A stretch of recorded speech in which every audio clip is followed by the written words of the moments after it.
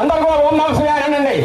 అందరూ ఈ రోజు చాలా పవిత్రమైన రోజు. శ్రీ రామలింగేశ్వర స్వామి శివరాత్రి సందర్భంగా అన్ని దేవస్థానాలు ప్రతి మన శంభో శంకర నమ పార్వతీ మహాదేవ శంభో శంకర ఈ యొక్క కార్యక్రమం రాష్ట్ర వ్యాప్తంగా ఈ రోజు చాలా పవిత్రమైనటువంటి రోజు.